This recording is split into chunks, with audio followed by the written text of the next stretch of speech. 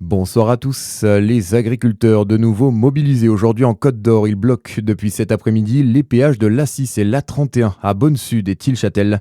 Mobilisation pour dire non à l'accord avec les pays du Mercosur. Des déviations ont été mises en place par la préfecture.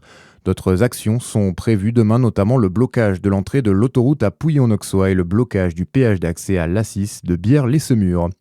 Les vacances se sont prolongées hier pour quelques écoliers jurassiens. Selon France 3, au moins 3 établissements scolaires situés à Saint-Claude et Claire-Vaux-les-Lacs n'ont pas pu accueillir leurs élèves, et ce en raison de panne de chauffage.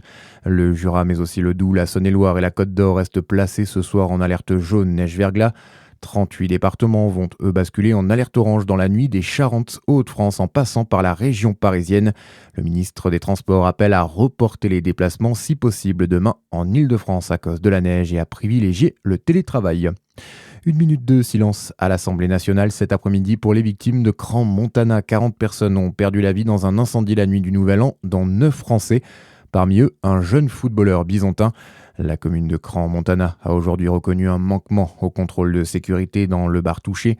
Un drame dont les établissements de nuit veulent tirer des leçons. Plusieurs ont pris la décision ces derniers jours de ne plus utiliser de bougies incandescentes. Ces petites fusées scintillantes placées sur les bouteilles et qui ont sans doute déclenché l'incendie. Co-président de l'UMI en Côte d'Or, Christophe Leménil estime qu'elles n'ont plus leur place. D'abord, il y a un risque de brûlure quand on passe avec ce genre de fusée, de brûler quelqu'un. Et puis le deuxième, c'est que je me vois mal allumer ce genre de matériel au vu de tout le monde, ça serait incompréhensible. Et, moi, je serais un client, je verrais quelqu'un qui allumerait ça, je me dirais mais ils ont pas compris quoi. Donc au-delà du danger, je crois qu'il est temps de passer. Il y a aujourd'hui d'autres matériaux. Voilà, on a réagi avec effectivement des lampes à LED et des choses comme ça aujourd'hui.